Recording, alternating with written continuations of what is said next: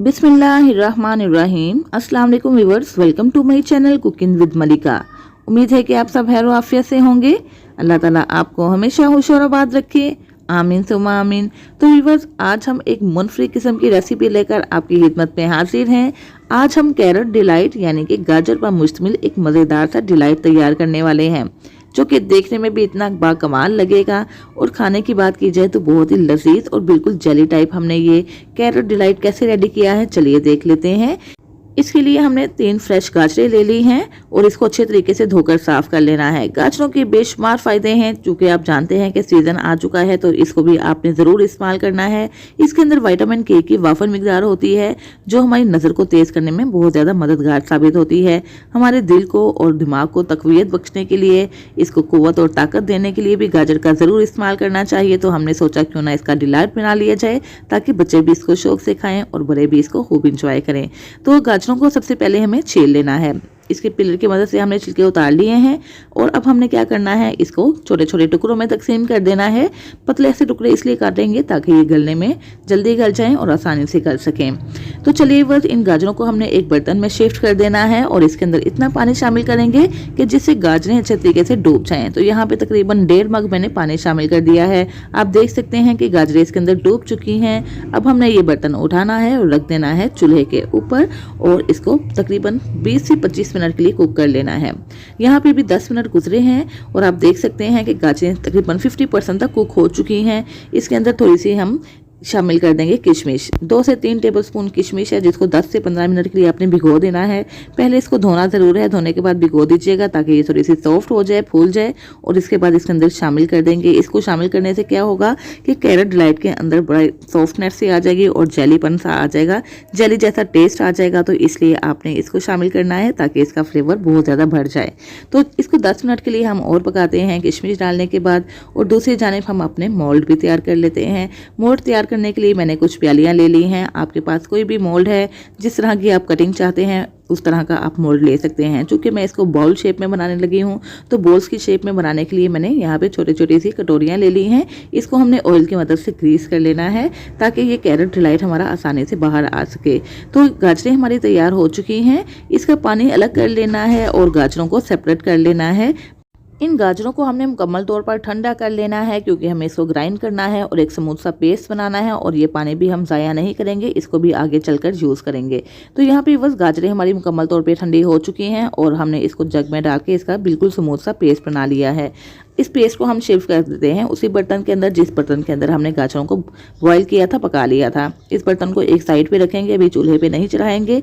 तो दूसरी जानिब जो हमारा गाजरों का पानी था उसको भी हम यूज़ करने लगे हैं ताकि इसकी सारी अफादियत हम हासिल कर पाएँ गाजरों की। तो इसके लिए हमने 3 टीस्पून इसमें शामिल कर देना है कॉर्नफ्लोर और 80 ग्राम इसमें चीनी शामिल कर देनी है। आप अपने टेस्ट के अकॉर्डिंग कम या ज़्यादा कर सकते हैं। 2 टीस्पून भर के शामिल कर देंगे जिलेटिन पाउडर। और अब हमने इन चीज़ों को गाजर वाले पानी के अंदर डाल के अच्छे तरीके से मिक्स कर लेना है। इस तरह क्या होगा कि कोई लम्स बाकी नहीं रहेगा और एक बहुत ही अच्छी सी स्लरी हमारी तैयार हो जाएगी।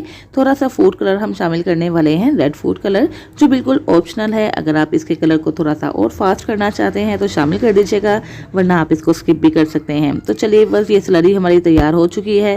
फ्लेम आपने देख ही लिया होगा कि स्लो है। आपने स्लो फ्लेम पर ये सारा प्रोसेस करना है। थोड़ा सा वक्त तो लगेगा, लेकिन आपने ये काम स्लो फ्लेम पर ही करना है, क्योंकि यहाँ पे हमने इसके अंदर कॉर्नफ्लोर यूज़ किया है जो फ़ौरन से ही पक जाता है। तो हमें कॉर्नफ्लोर का कच्चापन भी ख़त्म करना होगा और इसको पकाना भी होगा। इसको थोड़ा सा थिक करना होगा, इतना थिक करेंगे कि ये थोड़ी सी डो की शक्ल में आ जाए। तो बस यहाँ पे विस्कर को चलाते जाना है और इसको पकाते जाना है और ये फ़ौरन से ही तैयार हो जाएगा।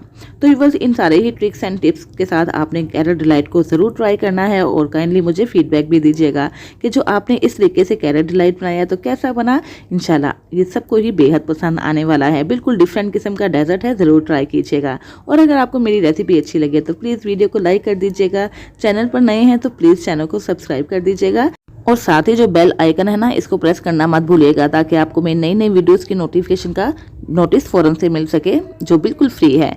तो यहाँ पे बस हमने इसको इतना पका लिया है कि ये बिल्कुल डो की शक्ल में आना शुरू हो गया है। ये देखिए तो बस इसका सारा मॉइस्चर हमने ख़त्म करना है और इसको डो की शक्ल में ले आना है। ये देखिए ये काफ़ी हद तक जुड़ना भी शुरू हो चुका है और इसको हमें गर्म गर्म ही मोल्ड के अंदर शामिल करना है, क्योंकि ये ठंडा होने के बाद तो बिल्कुल भी बेकाबू हो जाएगा, हमारे काबू में नहीं आएगा।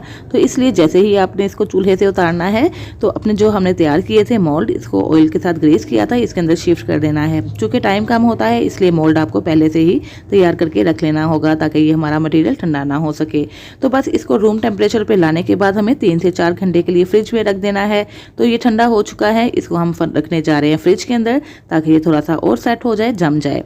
तकरीबन 4 घंटे गुजर चुके हैं, इसको हमने फ्रिज से निकाल लिया है और यहाँ पे हमने ले लिया है कोकोनट पाउडर, जो कि बाजार से आसानी से मिल सकता है। अगर आपके पास ये पाउडर नहीं है तो सूखी नारियल को भी आप ग्रेट करके यहाँ पाउडर फॉर्म में ला के यूज कर सकते हैं। तो यहाँ पे बस मोल्ड को ग्रेस करने का फायदा ये हुआ है कि हल्का सा उंगली से प्रेस करने के बाद ही इसके किनारे छूटना शुरू हो गए हैं और ये मटेरियल आसानी से बाहर आ रहा है। ये देखें कितनी प्यारी सी शाइनी सी लुक आ रही है।